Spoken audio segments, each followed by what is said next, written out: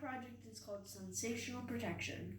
UV light is a type of electromagnetic radiation that is responsible for suntans and sunburns. UV light comes naturally from the sun and falls on the EM spectrum between visible light and X-rays. UV light is damaging to living tissue. Our ozone layer absorbs much of the UV light before it reaches Earth's surface.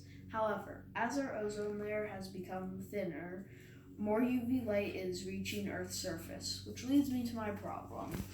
UV light is damaging the living tissue. Our skin is a living tissue that can be easily damaged by too much UV light.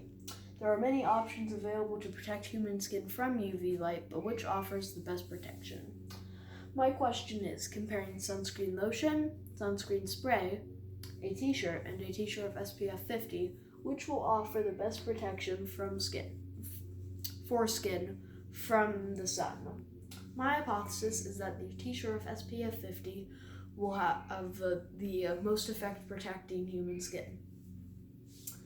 My materials that I needed for this project were UV detecting beads, sunscreen lotion with SPF 50, sunscreen spray with SPF 50, a t-shirt of SPF 50, Ziploc bags, a camera, 2 trays, a timer, and a table for recording color change.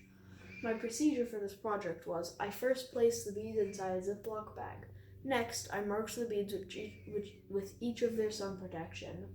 Then, I put the different sun protections on their bags, and after that, I secured the bags to a tray and placed them outside in direct sunlight for exactly 10 minutes. Then, I took the tray to a shaded area, examined the results, rated the color change, and took pictures. I repeated that process 2 more times after that. These are UV detecting beads. They have pigment that reacts with UV light. The greater the amount of UV light, the darker the beads will turn. The beads will return back to their clear color once they are no longer exposed to UV light. The beads can change 50,000 times before they stop working. These are some of the pictures I took in one of my trials. I have 5 groups: a control group, sunscreen lotion group, sunscreen spray group, t-shirt group, and t-shirt of SPF 50 group. The control group was meant to differ from all of the other groups because it has no sun protection and is used to compare. The sunscreen spray group has a very little color change on a few beads. The sunscreen lotion group has a bit more color change on a bit more of the beads. The t-shirt group has only a few beads that changed very light colors. And the shirt of SPF 50 has little to no color change on only a couple beads.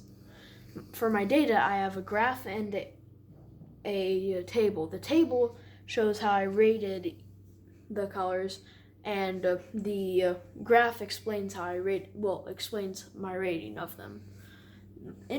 My results were that in 3 of 3 trials, the control group with no sun protection had the most drastic changes, and the shirt of SPF 50 had the least changes the least amount of changes in the experiment. In conclusion, my hypothesis was correct. In all 3 trials, the t-shirt of SPF 50 had the least changes on only a couple beads. My results were consistent in all 3 trials. Thank you. So, this is a very interesting project. What made you interested in this project? Probably because I have a autoimmune disease called vitiligo, and it's where some of my pigment loses color, like on my chest here. It's lost most of its color and is very susceptible to sunburns, and that can later lead to skin cancer. Were any of your results surprising to you? The result that was most surprising was the sunscreen spray, because a lot of the times when I put that on, it has very little effect on my skin, and most of the times I get sunburns. If you could do this project again, what was something you would change? Probably I would test their effect in water or try different SPFs. That's interesting. Why would you try their effect in water?